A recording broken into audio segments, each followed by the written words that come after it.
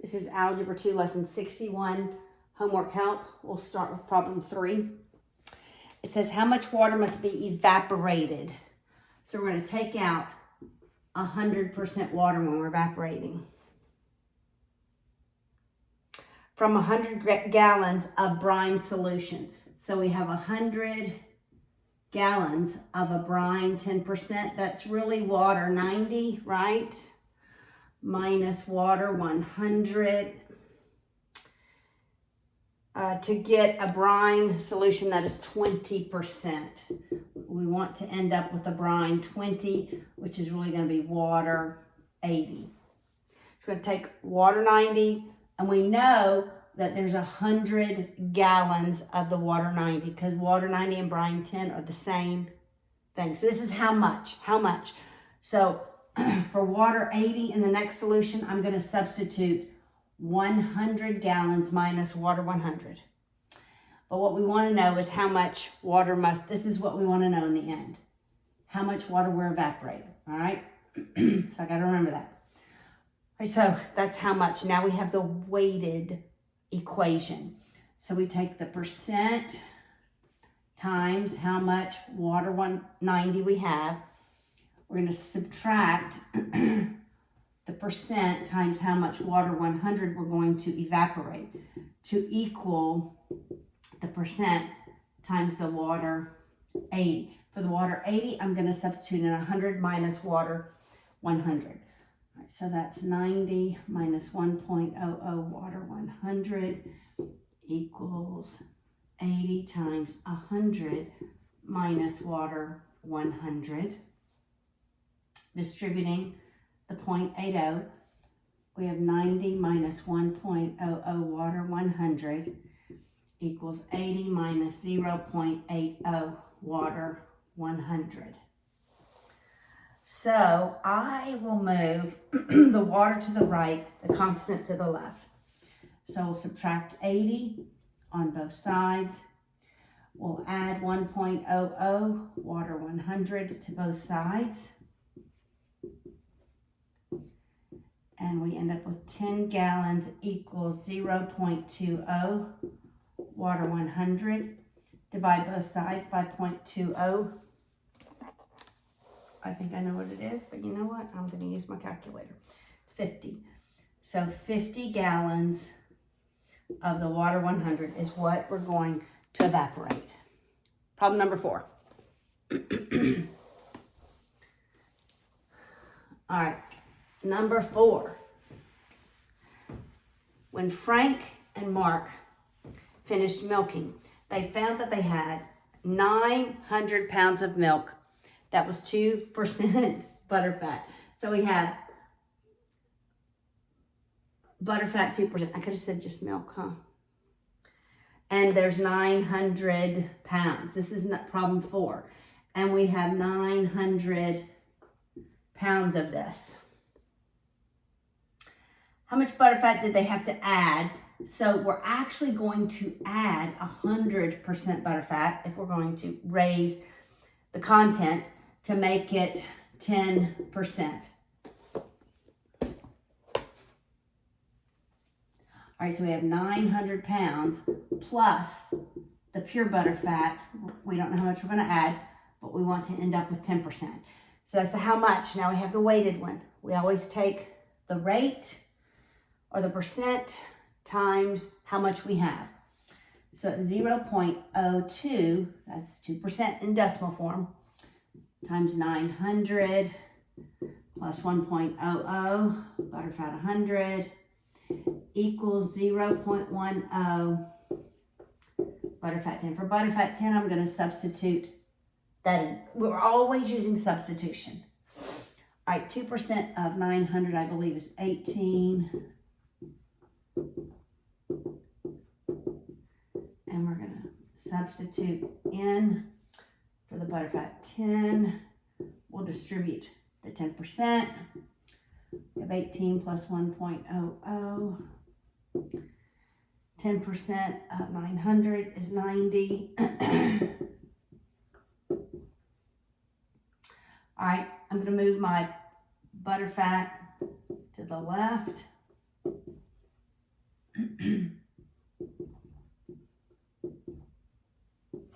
I'll move my constant to the right. So that we end up with 0.90, butterfat 100, that's 72, divide by 0.9 on both sides. 72 divided by 0.9, I believe I know what it is, but you know, it's 80. So how much do we have to add? Not plus, Paula. 80 pounds. We're in pounds. All right. Next problem, number 5.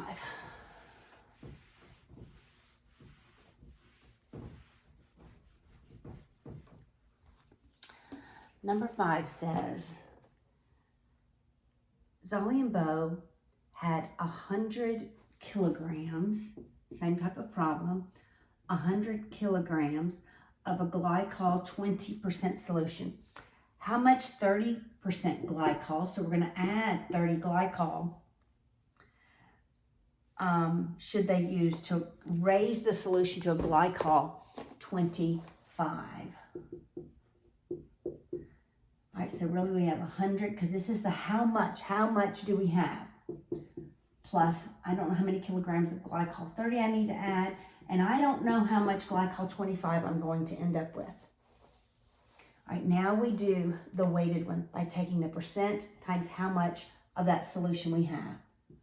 So 0.20 times 100 plus 0.30 times the glycol 30 equals 0.25 glycol 25. For glycol 25, I substitute in the 100 plus glycol 30. 20% of 100 is 20.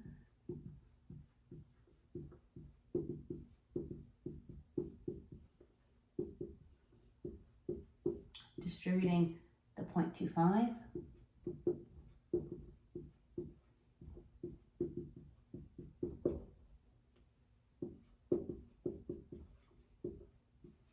I'm moving my glycol 30 to the left, my constant to the right.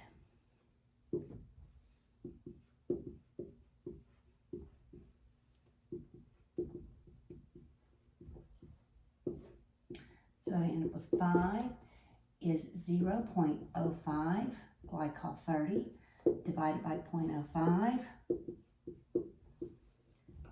Glycol 30, that's going to be a lot, huh? It's 100. We need another 100 kilograms of glycol 30. So we're going to end up with 200 kilograms of the glycol 25. That's problem 5. All right, problem 7. Trying not to push my voice here. Problem 7. 7 says, convert 6r minus 2u to polar form. Polar form is r at theta. It's my magnitude and the direction. So I draw it on the Cartesian coordinate system. We're going out 6 to the right, down 2. So with that, when we draw our vector, here's our right triangle. This is negative 2. My theta, this is my theta.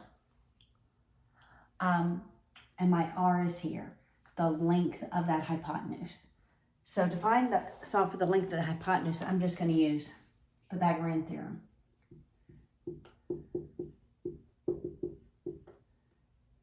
It's 4 plus 36. Take the square root of 40. I can pull out a 2. 2 square root of 10 is r. All right, so it's 2 square root of 10.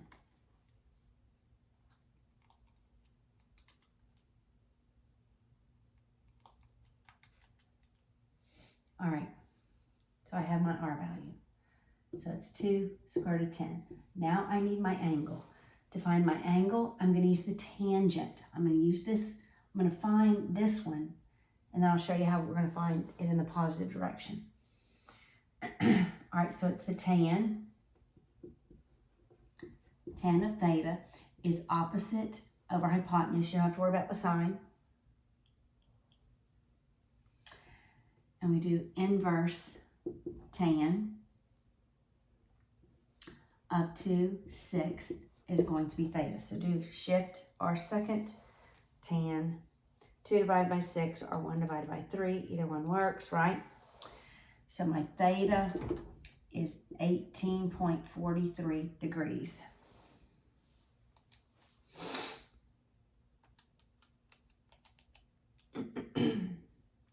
All right, so if you would have left this as a negative, you would have gotten this as a negative.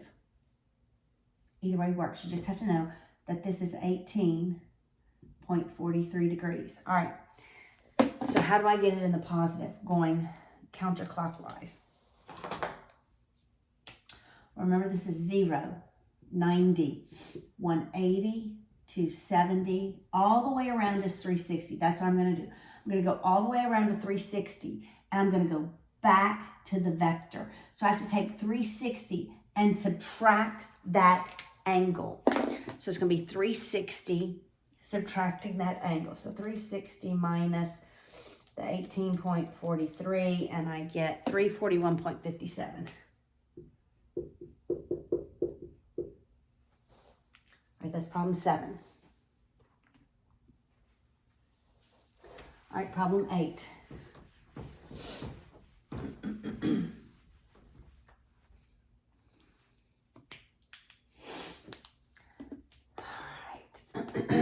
Problem 8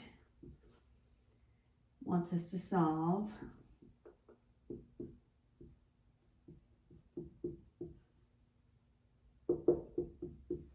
I have a fraction and an equal sign. I'm eliminating the denominator, all right?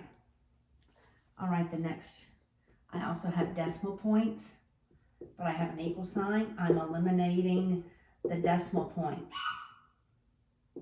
You hear my Cody? Yes, he's saying, where are you, Mom? All right, I'm gonna multiply every term by 15 here in this one. That would be my least, that's 15, that's 15. Simplify before I multiply, so that's 10x minus 6y. That's gonna be negative 60. All right, just checking myself, all right? I'm just gonna eliminate, it's gonna be 2x plus 9y equals 192. All right, if I multiply this equation by negative 5, I can eliminate. All right, so I end up with negative 10x minus 45y. 5 times 192 equals negative 960. 960, that's it. All right, my x's eliminate. That's negative 51y is negative 1120. And both of those were negative, right? I got all that right. All right. So that's 9. I'm just going to double check. Plus 60. So that's 1020. 1020. 1020. I felt like I was off a decimal place. Divide that by 51. So y is positive 20. Now once I get y, I'm probably going to go back to this equation and solve for x. So it's 2x plus 9 times 20 is 192. This is 180. So I'll subtract 180 from both sides. 2x is 12, x is 6. That's my coordinate solution. And that was problem 8. Next is problem 19.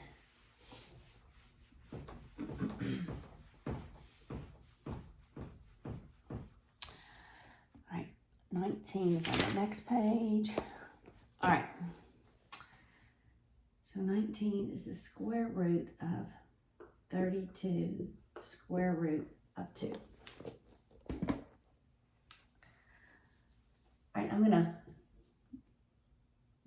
make that 2 to the 1/2.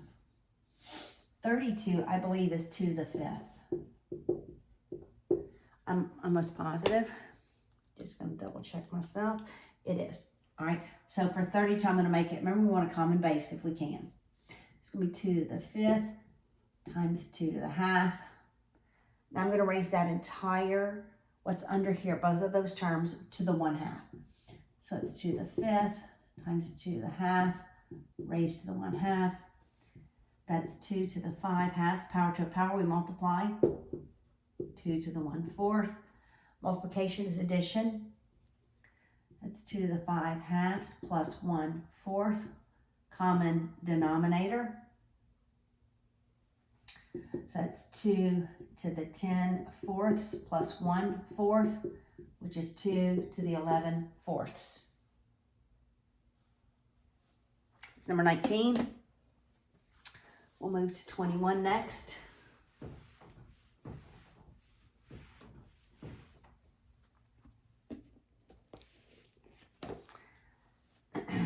-8 to the -5/3. Because that negative is not in parentheses here, my final answer is going to be a negative answer.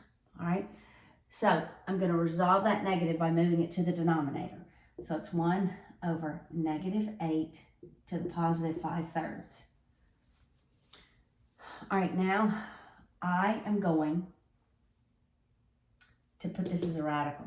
All right, so that's 1 over the opposite of 8 to the 5th, the cube root. Cube root of 8 to the 5th.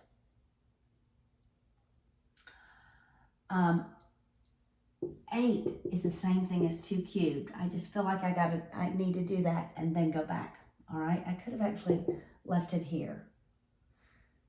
Actually, I'm going to go back and I'm going to substitute here for 8, 2 cubed. I don't really need it under the radical. You could, but I'm going to go back here. So it's 1 over the opposite of 2 cubed raised to the 5/3. Power raised to a power, we multiply. So that's 1 over -2 to the 15/3. That's just 5. So that's 1 over -2 to the 5th power. 2 to the 5th power is 32. So it's -1/32. Final answer. Could have gotten the same answer here. All right, that's number 21. Last problem, 23.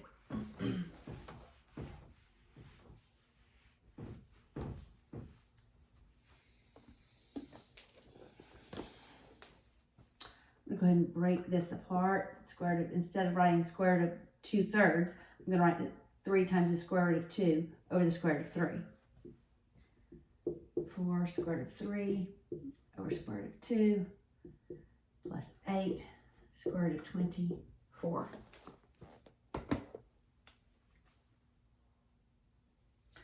This is 4 times 6. I'm going to unsquare that 4. I'm going to rationalize these. Rationalizing this denominator. Square root of 3 over square root of 3 for the first one. Square root of 2 over square root of 2 for the second one. So this is 3 square root of 6 over 3 minus 4 square root of 6 over 2 plus, I'm rationalizing that 4, so pull it out, it's 2. 2 times 8, 16 square root of 6. Now I want a common denominator. The common denominator would be 6. So I'm going to multiply this first one by 2 over 2, 3 over 3. This last one, 6 over 6. So I have 6 square root of 6 over 6 minus 12 square root of 6 over 6 plus 16 times 6. I believe it's 96. It is plus 96 square root of 6 over 6. So I have 6 minus 12. And I have like terms, all like radicals. That's -6 square root of 6 over 6 plus, that's going to be 90. It's 90 square root of 6 over 6. But these two terms are both divisible by 3, so I'm going to simplify by 3. So that's 30. Actually, 6 goes into 90, doesn't it? 90 divided by 6 is 15. 15 times. So this is 1, this is 15. The answer is just 15. Square root of 6. Final answer. And that was the last problem.